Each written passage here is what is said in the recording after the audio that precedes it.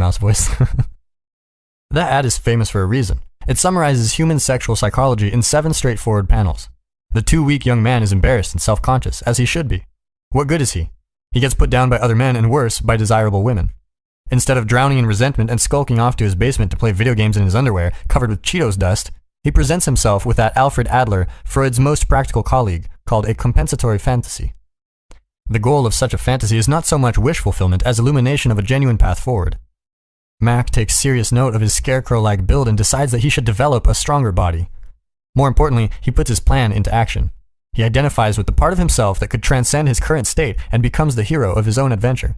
He goes back to the beach and punches the bully in the nose. Mac wins. So does his eventual girlfriend. So does everybody else. It is to women's clear advantage that men do not happily put up with dependency among themselves. Part of the reason that so many a working-class woman does not marry now, as we have alluded to, is because she does not want to look after a man struggling for employment, as well as her children. And fair enough. A woman should look after her children, although that is not all she should do. And a man should look after a woman and children, although that is not all he should do. But a woman should not look after a man, because she must look after children, and a man should not be a child. This means that he must not be dependent. This is one of the reasons that men have little patience for dependent men. And let us not forget, wicked women may produce dependent sons, may support and even marry dependent men, but awake and conscious women want an awake and conscious partner.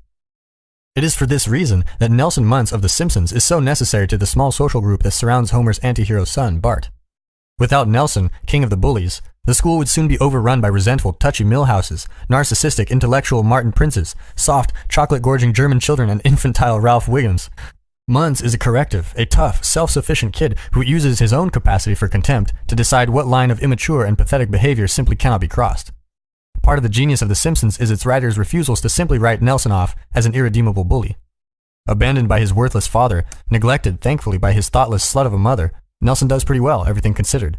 He's even of romantic interest to the thoroughly progressive Lisa, much to her dismay and confusion, for much the same reasons that 50 Shades of Grey became a worldwide phenomenon.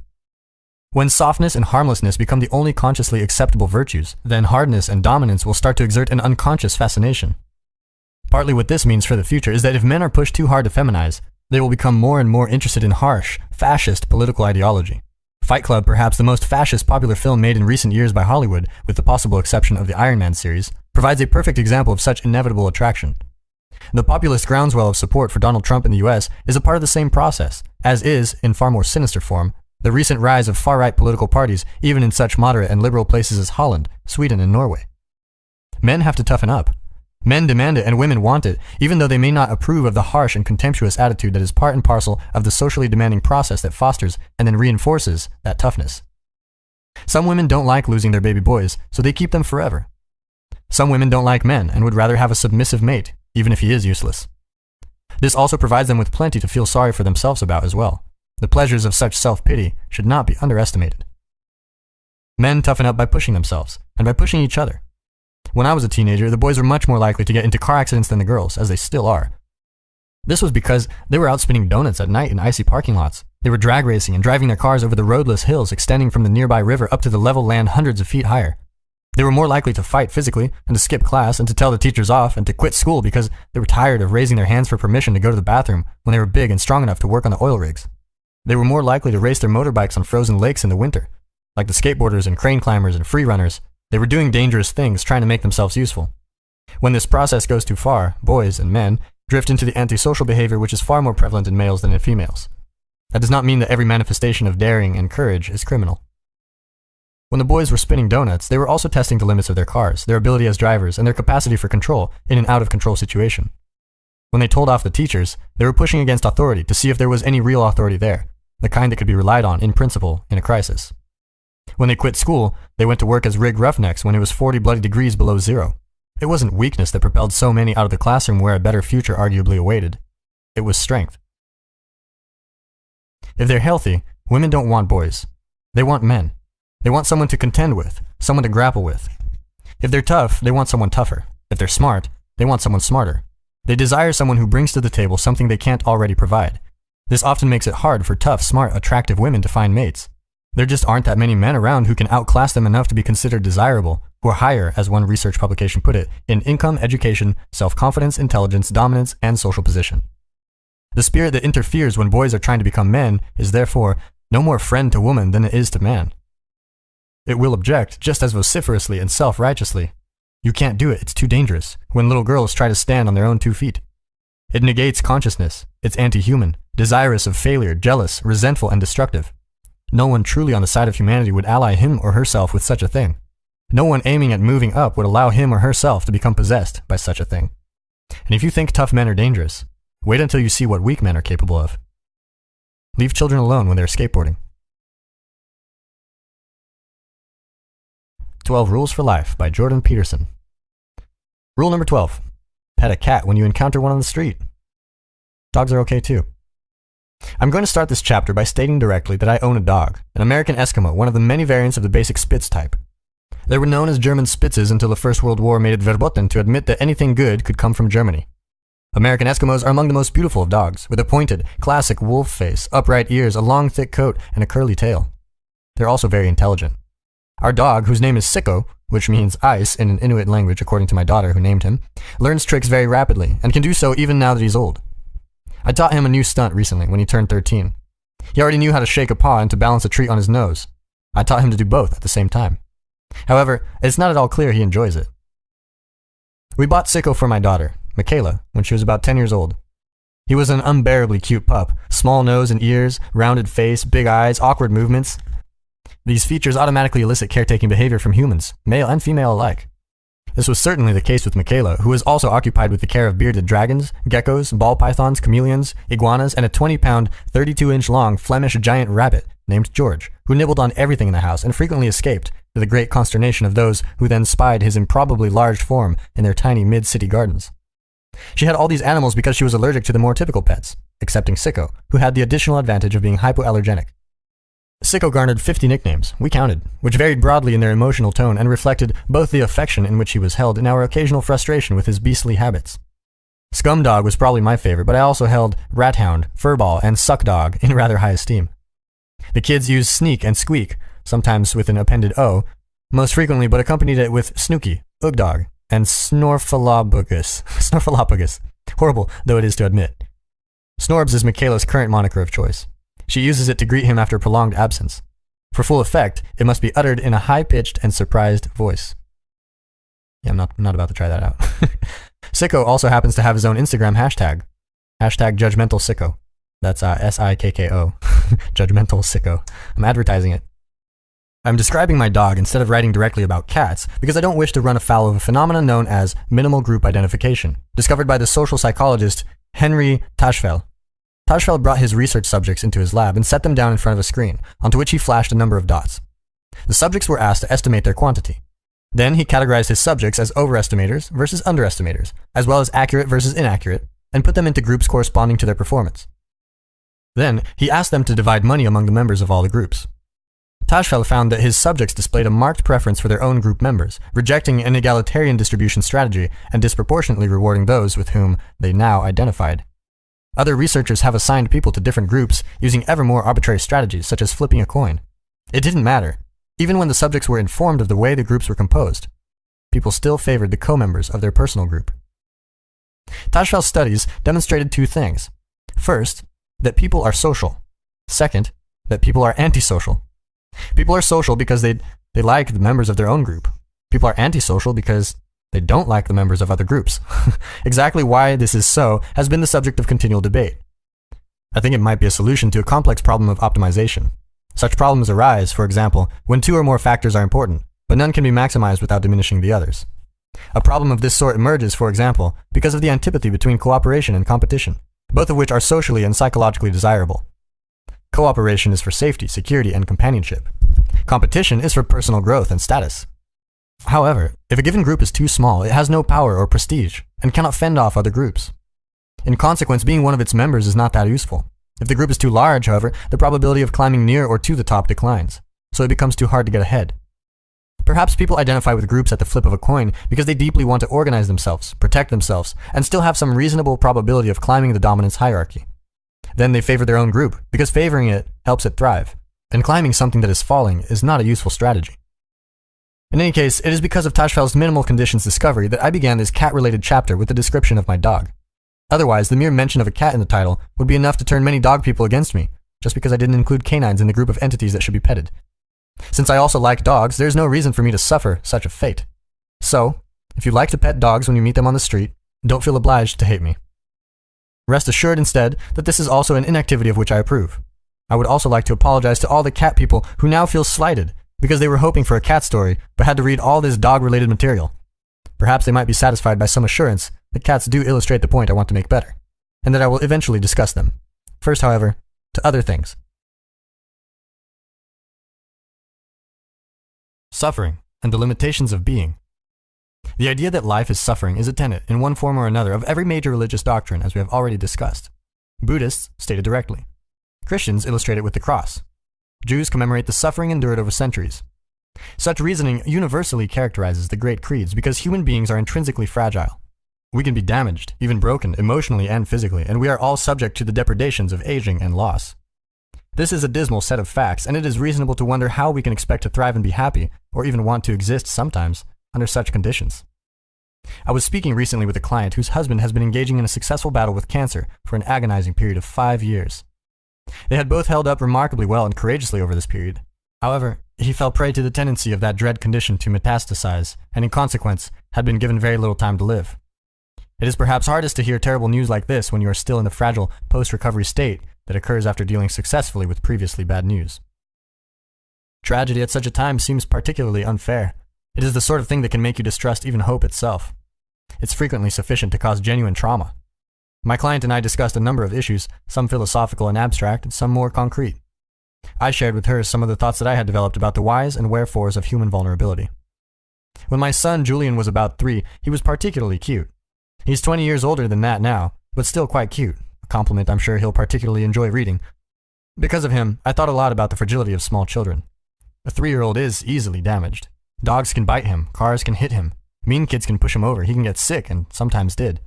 Julian was prone to high fevers and the delirium they sometimes produce. Sometimes I had to take him into the shower with me and cool him off when he was hallucinating, or even fighting with me in his feverish state. There are few things that make it harder to accept the fundamental limitations of human existence than a sick child. Michaela, a year and a few months older than Julian, also had her problems. When she was 2, I would lift her up on my shoulders and carry her around. Kids enjoy that. Afterwards, however, when I put her feet back on the ground, she would sit down and cry, so I stopped doing it. That seemed to be the end of the problem, with a seemingly minor exception. My wife, Tammy, told me that something was wrong with Michaela's gait. I couldn't see it. Tammy thought it might be related to her reaction to being carried on my shoulders. Michaela was a sunny child and very easy to get along with. One day, when she was about 14 months old, I took her along with Tammy and her grandparents to Cape Cod, where we lived in Boston. When we got there, Tammy and her mom and dad walked ahead and left me with Michaela in the car. We were in the front seat. She was lying there in the sun, babbling away. I leaned over to hear what she was saying. Happy, happy, happy, happy, happy. That's what she was like. When she turned 6, however, she started to get mopey. It was hard to get her out of bed in the morning. She put on her clothes very slowly. When we walked somewhere, she lagged behind. She complained that her feet hurt and her shoes didn't fit. We bought her 10 different pairs, but it didn't help. She went to school and held her head up and behaved properly. But when she came home and saw her mom, she would break into tears. We had recently moved from Boston to Toronto and attributed these changes to the stress of the move. But it didn't get better. Michaela began to walk up and down the stairs one step at a time. She began to move like someone much older. She complained if you held her hand.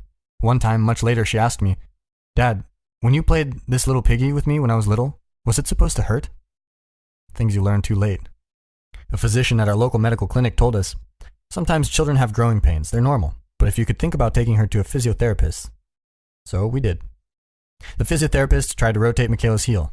It didn't move. That was not good. The physio told us, "Your daughter has juvenile rheumatoid arthritis." This was not what we wanted to hear. We did not like that physiotherapist. We went back to the medical clinic. Another physician there told us to take Michaela to the hospital for sick children. The doctor said, "Take her to the emergency room. That way, you'll be able to see a rheumatologist quickly." Michaela had arthritis, all right.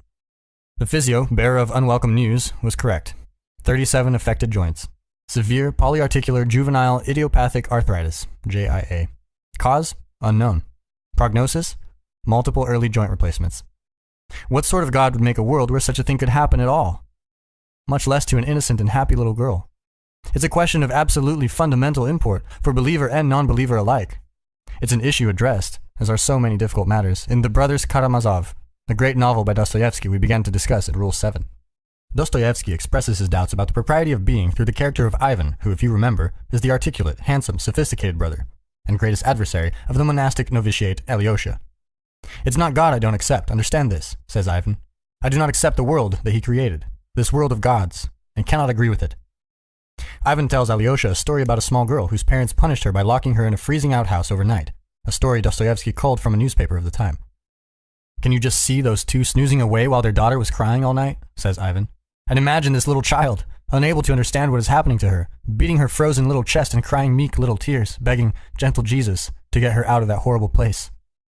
Alyosha, if you were somehow promised that the world could finally have complete and total peace, but only on the condition that you tortured one little child to death, say that little girl who was freezing in the outhouse, would you do it? Alyosha demurs. "No, I would not," he says softly. He would not do what God seems to freely allow. I had realized something relevant to this years before about 3-year-old Julian. Remember him? I thought, I love my son. He's 3 and cute and little and comical, but I am also afraid for him because he could be hurt.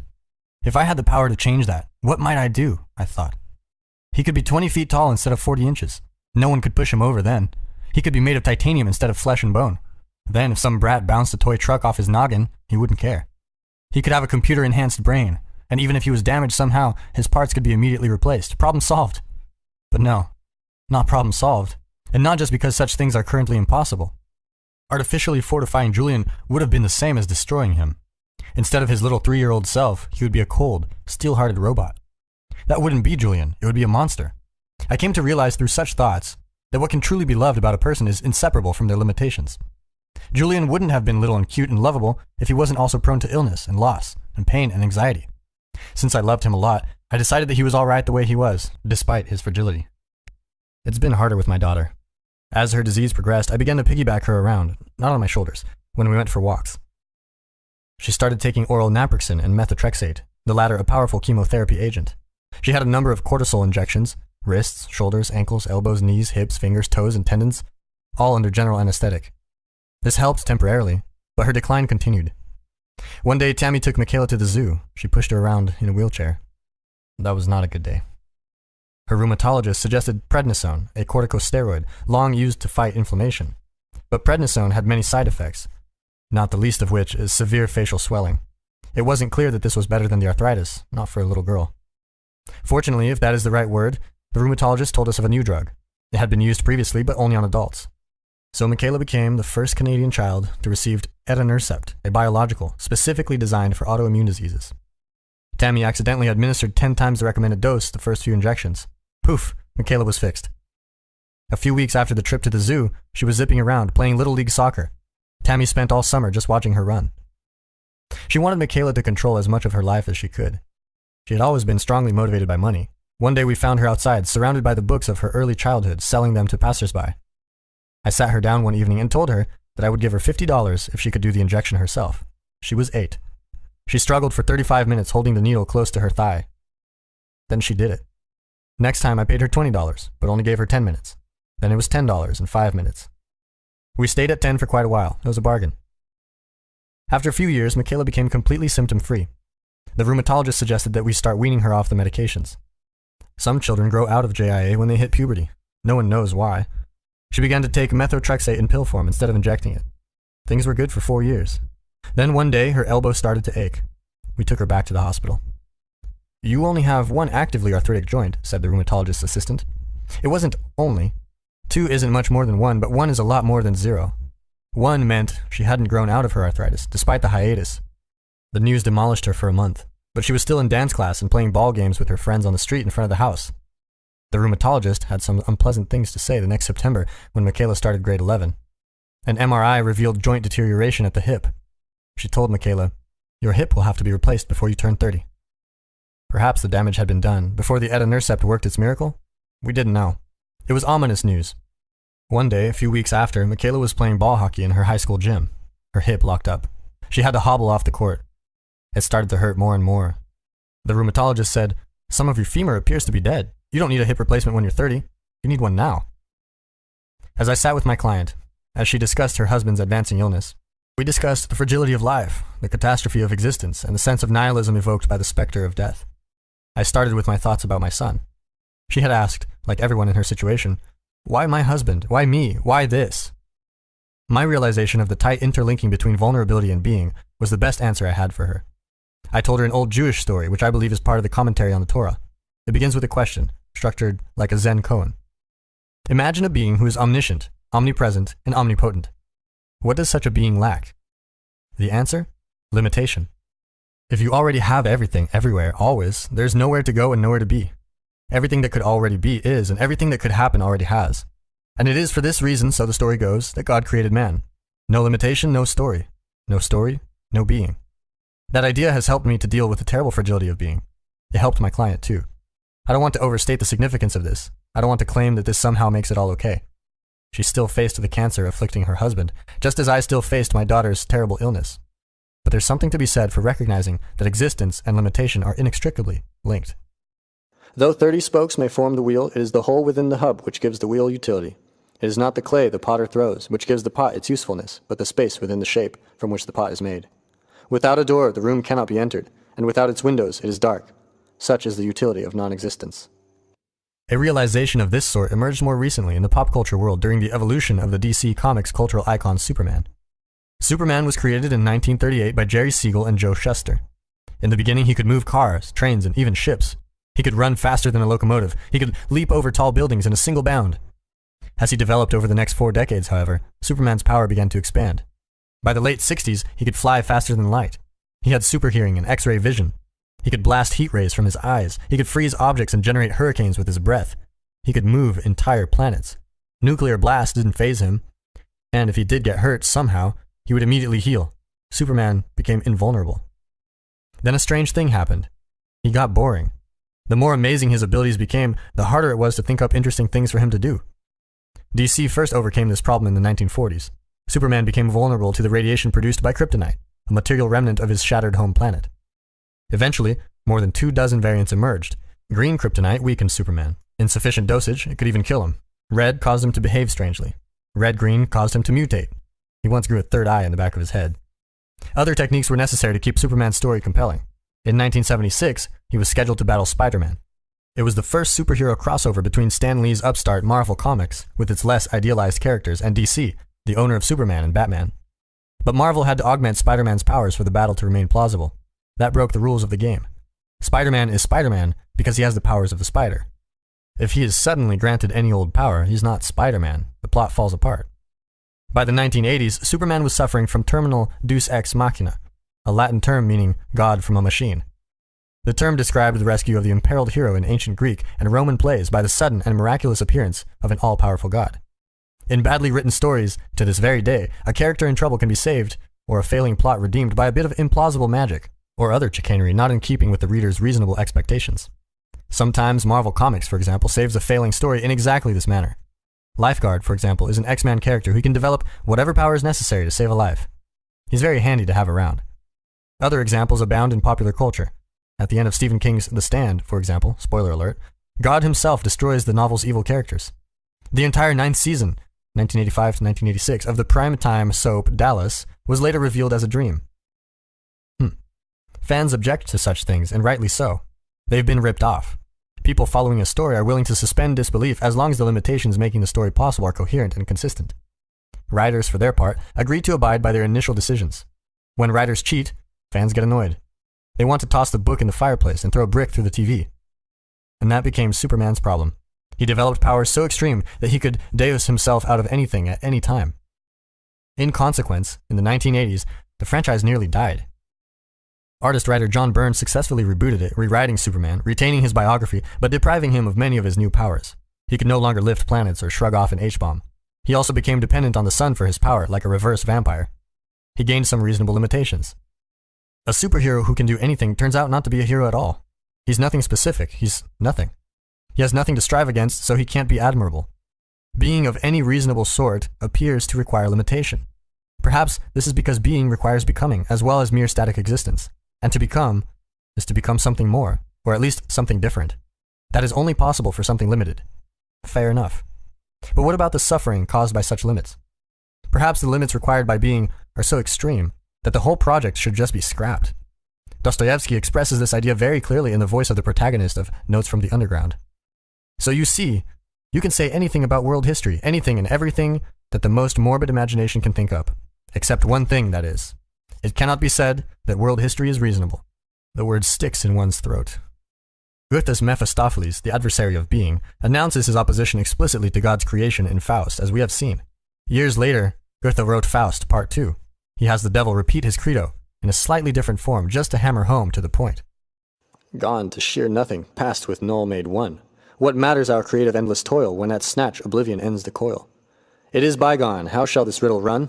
As good as if things had never begun, yet circle back existence to possess. I'd rather have eternal emptiness. Anyone can understand such words when a dream collapses, a marriage ends, or a family member is struck down by a devastating disease. How can reality be structured so unbearably? How can this be? Perhaps, as the Columbine boys suggested, see Rule 6, it would be better to not be at all. Perhaps it would be even better if there was no being at all. But people who come to the former conclusion are flirting with suicide, and those who come to the latter with something worse, something truly monstrous. They're consorting with the idea of the destruction of everything. They're toying with genocide, and worse. Even the darkest regions have still darker corners. And what is truly horrifying is that such conclusions are understandable, maybe even inevitable, although not inevitably acted upon. What is a reasonable person to think when faced, for example, with a suffering child? It is not precisely the reasonable person, the compassionate person, who would find such thoughts occupying his mind. How could a good God allow such a world as this to exist? Logical they might be, understandable they might be, but there is a terrible catch to such conclusions. Acts undertaken in keeping with them, if not the thoughts themselves, inevitably serve to make a bad situation even worse. Hating life, despising life, even for the genuine pain that life inflicts, merely serves to make life itself worse, unbearably worse. There is no genuine protest in that. There is no goodness in that, only the desire to produce suffering for the sake of suffering. That is the very essence of evil.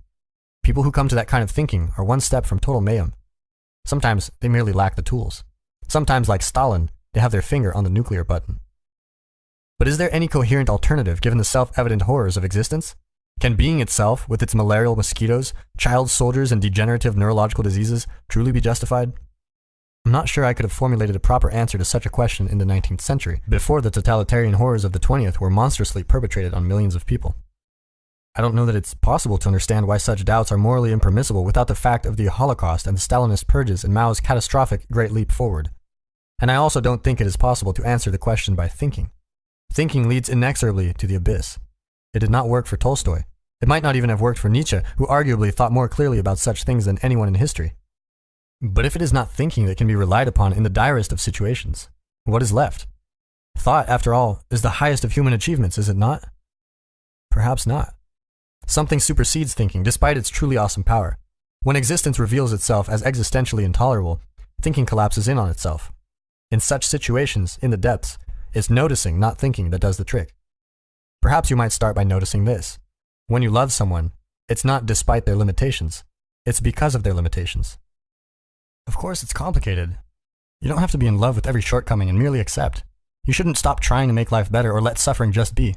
But there appear to be limits on the path to improvement beyond which we might not want to go, lest we sacrifice our humanity itself. Of course, it's one thing to say being requires limitation, and then go about happily when the sun is shining and your father is free of Alzheimer's disease and your kids are healthy and your marriage is happy. But when things go wrong?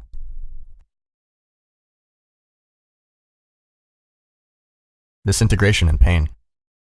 Michaela stayed awake many nights when she was in pain. When her grandfather came to visit, he gave her a few of his Tylenol 3S, which contained codeine. Then she could sleep, but not for long. Our rheumatologist, instrumental in producing Michaela's remission, hit the limit of her courage when dealing with our child's pain. She had once prescribed opiates to a young girl who became addicted. She swore never to do it again. She said, "Have you tried ibuprofen?" Michaela learned that doctors don't know everything. Ibuprofen for her was a crumb of bread for a starving man. We talked to a new doctor. He listened carefully. Then he helped Michaela. First, he prescribed T3s, the same medication her grandfather had briefly shared. This was brave. Physicians face a lot of pressure to avoid the prescription of opiates, not least to children. But opiates work. Soon, however, the Tylenol was insufficient. She started taking Oxycontin, an opioid known pejoratively as hillbilly heroin. This controlled her pain but produced other problems. Tammy took Michaela out for lunch a week after the prescription started. She could have been drunk. Her speech was slurred. Her head nodded. This was not good. My sister-in-law is a palliative care nurse. She thought we could add Ritalin, an amphetamine often used for hyperactive kids, to the Oxycontin. The Ritalin restored Michaela's alertness and had some pain-suppressing qualities of its own, This is a very good thing to know if you're ever faced with someone's intractable suffering. But her pain became increasingly excruciating. She started to fall. Then her hip seized up on her again, this time in the subway on a day when the escalator was not working. Her boyfriend carried her up the stairs. She took a cab home. The subway was no longer a reliable form of transportation. That March, we bought Michaela a 50cc motor scooter. It was dangerous to let her ride it. It was also dangerous for her to lack all freedom. We chose the former danger.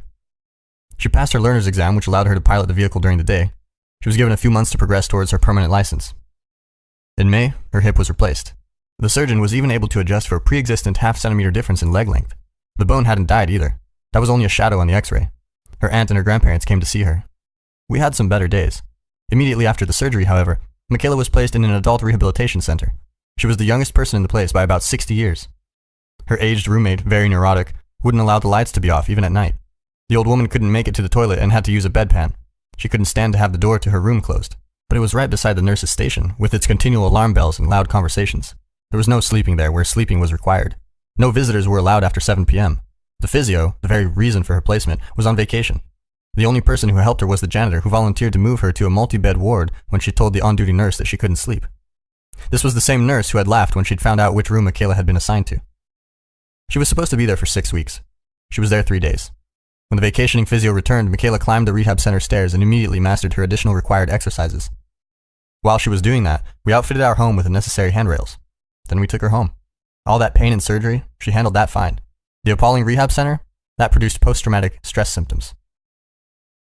Michaela enrolled in a full-fledged motorcycle course in June so she could continue legally using her scooter. We were all terrified by this necessity. What if she fell? What if she had an accident? On the first day, Michaela trained on a real motorcycle. It was heavy. She dropped it several times. She saw another beginning rider tumble and roll across the parking lot where the course was held. On the morning of the second day of the course, she was afraid to return. She didn't want to leave her bed. We talked for a good while and jointly decided that she should at least drive back with Tammy to see the site where the training took place. If she couldn't manage it, she could stay in the car until the course finished. En route, her courage returned. When she received her certificate, everyone else enrolled stood and applauded. Then her right ankle disintegrated. Her doctors wanted to fuse the large affected bones into one piece, but that would have caused the other, smaller bones in her foot, now facing additional pressure, to deteriorate. That's not so intolerable perhaps when you're 80, although it's no picnic then either, but it's no solution when you're in your teens. We insisted upon an artificial replacement, although the technology was new. There was a 3-year waiting list. This was simply not manageable. The damaged ankle produced much more pain than her previously failing hip. One bad night, she became erratic and illogical. I couldn't calm her down. I knew she was at her breaking point. To call that stressful was to say almost nothing. We spent weeks and then months desperately investigating all sorts of replacement devices, trying to assess their suitability. We looked everywhere for quicker surgery. India, China, Spain, the UK, Costa Rica, Florida. We contacted the Ontario Provincial Ministry of Health. They were very helpful. They located a specialist across the country, in Vancouver. Michaela's ankle was replaced in November. Post-surgery, she was in absolute agony. Her foot was mispositioned. The cast was compressing skin against bone. The clinic was unwilling to give her enough Oxycontin to control her pain. She had built up a high level of tolerance because of her previous use. When she returned home, in less pain, Michaela started to taper off the opiates. She hated Oxycontin, despite its evident utility. She said it turned her life gray. Perhaps that was a good thing under the circumstances. She stopped using it as soon as possible. She suffered through withdrawal for months, with night sweating and formication, a sensation of ants crawling upside down under her skin. She became unable to experience any pleasure. That was another effect of opiate withdrawal. During much of this period, we were overwhelmed. The demands of everyday life didn't stop just because you have been laid low by a catastrophe. Everything that you always do still has to be done. So how do you manage? Here are some things we learned. Set aside some time to talk and think about the illness or other crisis and how it should be managed every day. Do not talk or think about it otherwise. If you do not limit its effect, you'll become exhausted and everything will spiral into the ground. This is not helpful. Conserve your strength. You're in a war, not a battle, and a war is composed of many battles. You must stay functional through all of them. When worries associated with the crisis arise at other times, remind yourself that you will think them through during the scheduled period. This usually works. The parts of your brain that generate anxiety are more interested in the fact that there is a plan than in the details of the plan. Don't schedule your time to think in the evening or at night. Then you won't be able to sleep. If you can't sleep, then everything will go rapidly downhill. Shift the unit of time that you use to frame your life. When the sun is shining and times are good and the crops are bountiful, you can make your plans for the next month and the next year and the next 5 years. You can even dream a decade ahead. But you can't do that when your leg is clamped firmly in a crocodile's jaws. Sufficient unto the day are the evils thereof. That is Matthew chapter 6, verse 34. It is often interpreted as, live in the present without a care for tomorrow. This is not what it means. That injunction must be interpreted in the context of the Sermon on the Mount, of which it is an integral part. That sermon distills the 10 thou shalt nots of the commandment of Moses into a single prescriptive thou shalt. Christ enjoins his followers to place faith in God's heavenly kingdom and the truth. That's a conscious decision to presume the primary goodness of being. That's an act of courage. Aim high like Pinocchio's Geppetto. Wish upon a star and then act properly in accordance with that aim. Once you are aligned with the heavens, you can concentrate on the day. Be careful. Put the things you can control in order. Repair what is in disorder and make what is already good better. It is possible that you can manage if you are careful. People are very tough. People can survive through much pain and loss. But to persevere, they must see the good in being. If they lose that, they are truly lost.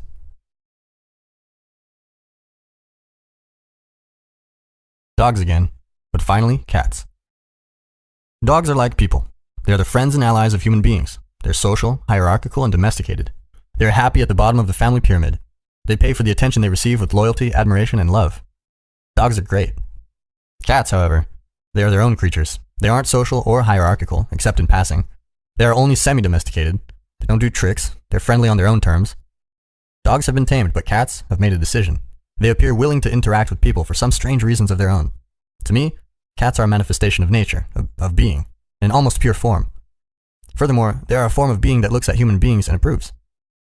When you meet a cat on the street, many things can happen. If I see a cat at a distance, for example, the evil part of me wants to startle it with a loud pff sound.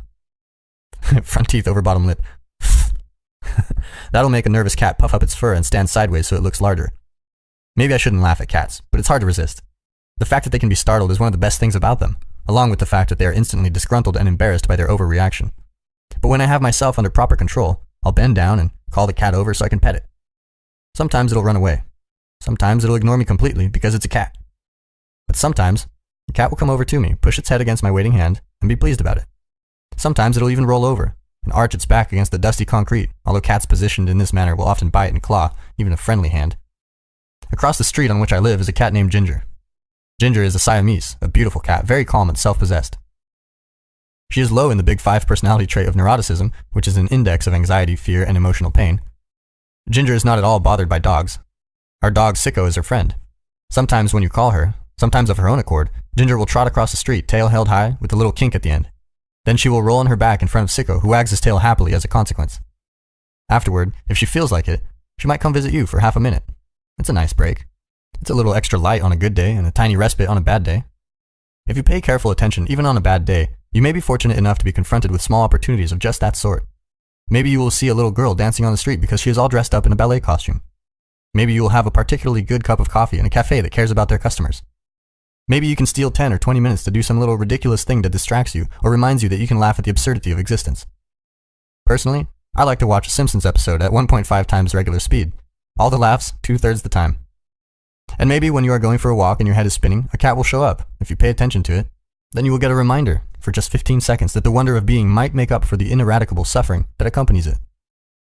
Pet a cat when you encounter one on the street. P.S. Soon after I wrote this chapter, Michaela's surgeon told her that her artificial ankle would have to be removed and her ankle fused. Amputation weighted down that road. She had been in pain for 8 years since the replacement surgery, and her mobility remained significantly impaired, although both were much better than before. 4 days later, she happened upon a new physiotherapist. He was a large, powerful, attentive person. He had specialized in ankle treatment in the UK in London. He placed his hands around her ankle and compressed it for 40 seconds while Michaela moved her foot back and forth. A mispositioned bone slipped back where it belonged. Her pain disappeared. She never cries in front of medical personnel, but she burst into tears. Her knee straightened up. Now she can walk long distances and traipse around in her bare feet. The calf muscle on her damaged leg is growing back. She has much more flexion in the artificial joint. This year, she got married and had a baby girl, Elizabeth, named after my wife's departed mother. Things are good. For now. 12 Rules for Life by Jordan Peterson. Coda. What shall I do with my new-found pen of light? In late 2016, I traveled to Northern California to meet a friend and business associate. We spent an evening together thinking and talking. At one point, he took out a pen from his jacket and took a few notes. It was LED equipped and beamed light out of its tip, so that writing in the dark was made easier. Just another gadget, I thought. Later, however, in a more metaphorical frame of mind, I was struck quite deeply by the idea of a pen of light. There was something symbolic about it, something metaphysical. We're all in the dark, after all, much of the time. We could all use something written with light to guide us along our way. I told him I wanted to do some writing while we sat and conversed, and I asked him if he would give me the pen as a gift. When he handed it over, I found myself inordinately pleased. Now I could write illuminated words in the darkness. Obviously, it was important to do such a thing properly, so I said to myself, in all seriousness, what shall I do with my newfound pen of light? There are 2 verses in the New Testament that pertain to such things. I've thought about them a lot. Ask, and it shall be given to you. Seek, and ye shall find. Knock, and it shall be opened unto you. For everyone who asks receives. The one who seeks finds, and to the one who knocks, the door will be open. Matthew chapter 7, verse 7 through 8. At first glance, this seems like nothing but a testament to the magic of prayer in the sense of entreating God to grant favors. But God, whatever or whoever he may be, is no simple granter of wishes. When tempted by the devil himself in the desert, as we saw in Rule 7, pursue what is meaningful, not what is expedient, even Christ himself was not willing to call upon his Father for a favor. Furthermore, every day, the prayers of desperate people go unanswered. But maybe this is because the questions they contain are not phrased in the proper manner. Perhaps it's not reasonable to ask God to break the rules of physics every time we fall by the wayside or make a serious error. Perhaps in such times, you can't put the cart before the horse and simply wish for your problem to be solved in some magical manner. Perhaps you could ask instead what you might have to do right now to increase your resolve, buttress your character, and find the strength to go on. Perhaps you could instead ask to see the truth. On many occasions in our nearly 30 years of marriage, my wife and I had a disagreement, sometimes a deep disagreement. Our unity appeared to be broken at some unknowably profound level, and we were not able to easily resolve the rupture by talking. We became trapped instead in emotional, angry, and anxious argument. We agreed that when such circumstances arose, we would separate briefly, she to one room, me to another. This was often quite difficult because it is hard to disengage in the heat of an argument when anger generates the desire to defeat and win. But it seemed better than risking the consequences of a dispute that threatened to spiral out of control. Alone, trying to calm down, we would each ask ourselves the same single question. What had we each done to contribute to the situation we were arguing about? However small, however distant, we had each made some error. Then we would reunite and share the results of our questioning. Here's how I was wrong.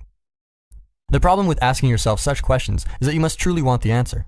And the problem with doing that is that you won't like the answer. When you are arguing with someone, you want to be right and you want the other person to be wrong. Then it's them that has to sacrifice something and change, not you, and that's much preferable. If it's you that's wrong, and you that must change, then you have to reconsider yourself, your memories of the past, your manner of being in the present, and your plans for the future. Then you must resolve to improve and figure out how to do that. Then you actually have to do it. That's exhausting. It takes repeated practice to instantiate the new perceptions and make the new actions habitual. It's much easier to just realize, admit, and engage. It's much easier to turn your attention away from the truth and remain willfully blind. But it's at such point that you must decide whether you want to be right or you want to have peace. You must decide whether to insist upon the absolute correctness of your view or to listen and negotiate. You don't get peace by being right. You just get to be right while your partner gets to be wrong, defeated and wrong. Do that 10,000 times and your marriage will be over, or you will wish it was. To choose the alternative, to seek peace, you have to decide that you want the answer more than you want to be right. That's the way out of the prison of your stubborn preconceptions. That's the prerequisite for negotiation. That's to truly abide by principle of Rule 2. Treat yourself like someone you are responsible for helping. My wife and I learned that if you ask yourself such a question and you genuinely desire the answer, no matter how disgraceful and terrible and shameful, then a memory of something you did that was stupid and wrong at some point in the generally not distant enough past will arise from the depths of your mind. Then you can go back to your partner and reveal why you're an idiot and apologize sincerely. And that person can do the same for you, and then apologize sincerely. And then you two idiots will be able to talk again. Perhaps that is true prayer. The question, what have I done wrong and what can I do now to set things at least a little bit more right? But your heart must be open to the terrible truth. You must be receptive to that which you do not want to hear. When you decide to learn about your faults so that they can be rectified, you open a line of communication with the source of all revelatory thought. Maybe that's the same thing as consulting your conscience. Maybe that's the same thing in some manner as a discussion with God. It was in that spirit, with some paper in front of me, that I asked my question. What shall I do with my newfound pen of light? I asked as if I truly wanted the answer. I waited for a reply. I was holding a conversation between the two different elements of myself. I was genuinely thinking, or listening, in the sense described in Rule 9. Assume that the person you are listening to might know something that you don't. That rule can apply as much to yourself as to others. It was me, of course, who asked the question, and it was me, of course, who replied. But those two me's were not the same. I did not know what the answer would be. I was waiting for it to appear in the theater of my imagination. I was waiting for the words to spring out of the void. How can a person think up something that surprises him? How can he already not know what he thinks? Where do new thoughts come from? Who or what thinks them? Since I had just been given, of all things, a pen of light, which could write illuminated words in the darkness, I wanted to do the best thing I could do with it, so I asked the appropriate question, and almost immediately an answer revealed itself. Write down the words you want inscribed on your soul. I wrote that down. That seemed pretty good. A little on the romantic side, granted, but that was in keeping with the game. Then I upped the ante. I decided to ask myself the hardest questions I could think up and await their answers. If you have a pen of light, after all, you should use it to answer difficult questions. Here was the first. What shall I do tomorrow? The answer came. The most good possible in the shortest period of time. That was satisfying as well, conjoining an ambitious aim with the demands of maximal efficiency, a worthy challenge. The second question was in the same vein. What shall I do next year? Try to ensure that the good I do then will be exceeded only by the good I do the year after that. That seemed solid too. A nice extension of the ambitious detailed in the previous answer. I told my friend that I was trying a serious experiment in writing with the pen he had given to me. I asked if I could read aloud what I had composed so far. The questions and the answers struck a chord with him too. That was good. That was impetus to continue. The next question ended the first set. What shall I do with my life? Aim for paradise and concentrate on today. Ha! I knew what that meant, as what Geppetto does in the Disney movie Pinocchio when he wishes upon a star. The grandfatherly woodcarver lifts up his eyes to the twinkling diamond set high above the mundane world of day-to-day human concerns and articulates his deepest desire. That the marionette he created lose the strings by which he is manipulated by others and transform himself into a real boy. It's also the central message of the Sermon on the Mount, as we saw in Rule 4, compare yourself to who you were yesterday, but which deserve repeating here. And why take ye thought for raiment? Consider the lilies of the field, how they grow. They toil not, neither do they spin. And yet I say unto you that even Solomon in all his glory was not arrayed like one of these. Wherefore, if God so clothe the grass of the field, which today is and tomorrow is cast into the oven, shall he not much more clothe you, O ye of little faith? Therefore take no thought, saying, What shall we eat, or what shall we drink, or wherewithal shall we be clothed? For your heavenly Father knoweth that ye have need of all these things. But seek ye first the kingdom of God and his righteousness, and all these things shall be added unto you. Matthew chapter 6, 28 through 33. What does all that mean? Orient yourself properly. Then, and only then, concentrate on the day. Set your sights at the good, the beautiful, and the true, and then focus pointedly and carefully at the concerns of each moment. Aim continually at heaven while you work diligently on earth. Attend fully to the future in that manner, while attending fully to the present. Then you have the best chance of perfecting both. I turned then from the use of time to my relationships with people, and wrote down and then read these questions and answers to my friend. What shall I do with my wife? Treat her as if she is the Holy Mother of God, so that she may give birth to the world-redeeming hero. What shall I do with my daughter? Stand behind her, listen to her, guard her, train her mind, and let her know it's okay if she wants to be a mother. What shall I do with my parents? Act such that your actions justify the suffering they endured. What shall I do with my son? Encourage him to be a true son of God. To honor your wife as a mother of God is to notice and support the sacred element of her role as a mother, not just of your children, but as such. A society that forgets this cannot survive. Hitler's mother gave birth to Hitler, and Stalin's mother to Stalin. Was something amiss in their crucial relationships? It seems likely, given the importance of the maternal role in establishing trust, to take a single vital example. Perhaps the importance of their motherly duties and of their relationship with their children was not properly stressed. Perhaps what the women were doing in their maternal guise was not properly regarded by husband, father, and society alike. Who instead might a woman produce if she was treated properly, honorably, and carefully? After all, the fate of the world rests on each new infant, tiny, fragile, and threatened, but in time, capable of uttering the words and doing the deeds to maintain the eternal, delicate balance between chaos and order. To stand behind my daughter?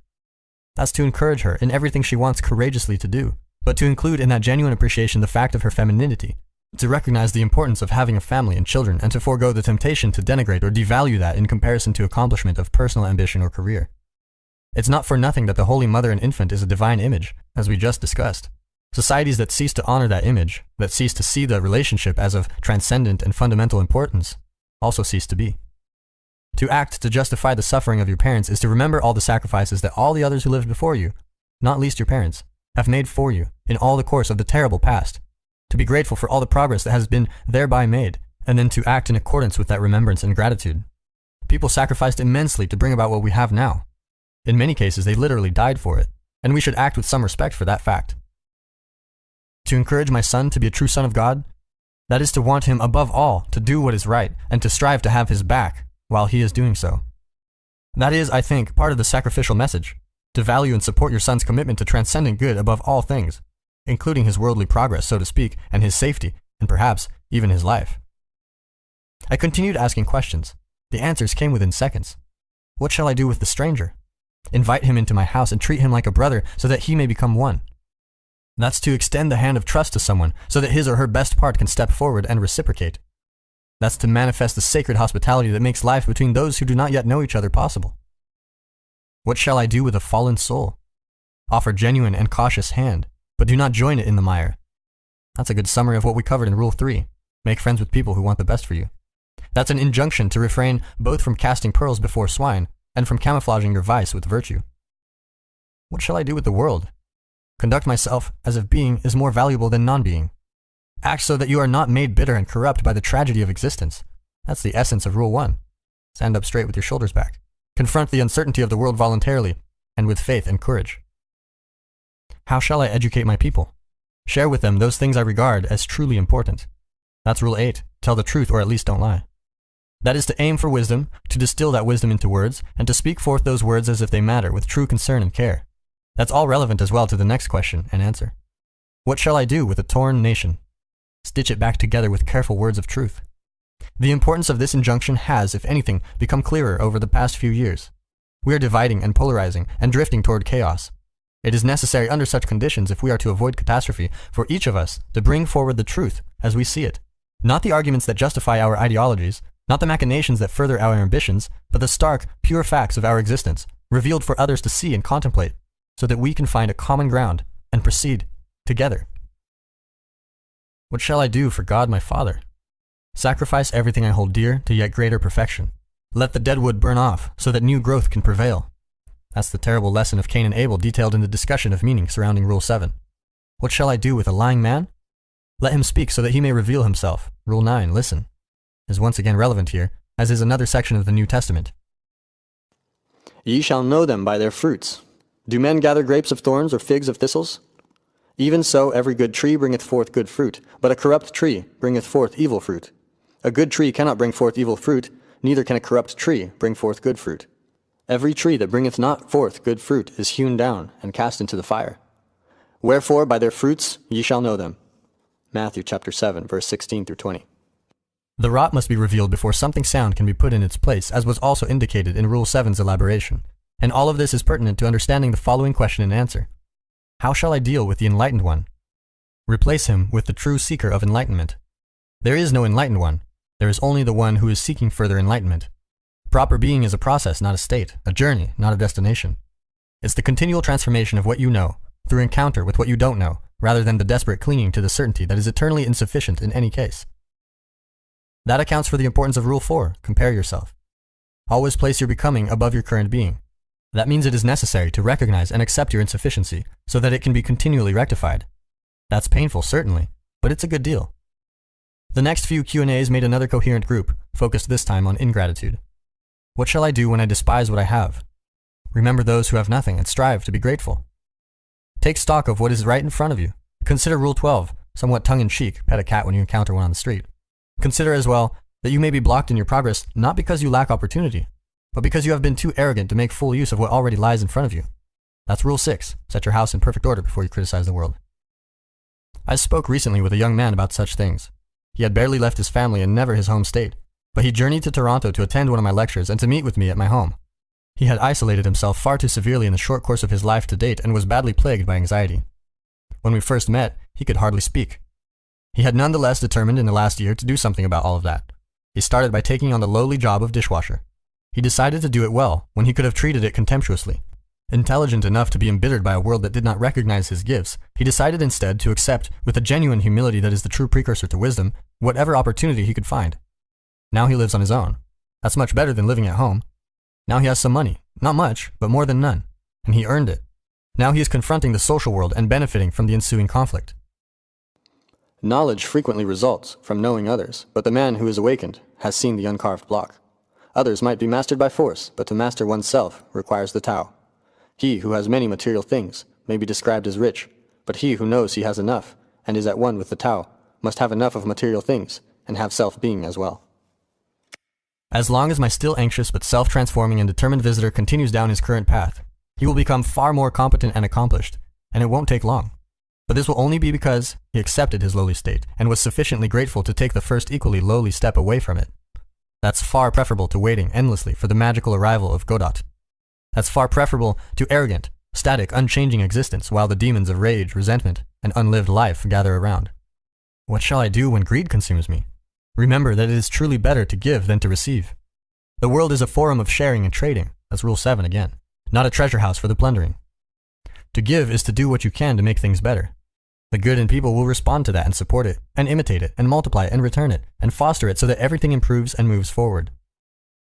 What shall I do when I ruin my rivers? Seek for the living water and let it cleanse the earth. I found this question, as well as its answer, particularly unexpected. It seems most associated with Rule 6, set your house in order. Perhaps our environmental problems are not best construed technically. Maybe they're best considered psychologically. The more people sort themselves out, the more responsibility they will take for the world around them, and the more problems they will solve. It is better, proverbially, to rule your own spirit than to rule a city. It's easier to subdue an enemy without than one within. Maybe the environmental problem is ultimately spiritual. If we put ourselves in order, perhaps we will do the same for the world. Of course, what else would a psychologist think? The next set were associated with proper response to crisis and exhaustion. What shall I do when my enemy succeeds? Aim a little higher and be grateful for the lesson. Back to Matthew. Ye have heard that it hath been said, Thou shalt love thy neighbor and hate thine enemy. But I say unto you, love your enemies, bless them that curse you, do good to them that hate you, and pray for them which despitefully use you and persecute you, that ye may be the children of your Father which is in heaven. Matthew chapter 5, verse 43 through 45. What does this mean? Learn from the success of your enemies. Listen, Rule 9, to their critique, so that you can glean from their opposition whatever fragments of wisdom you might incorporate to your betterment.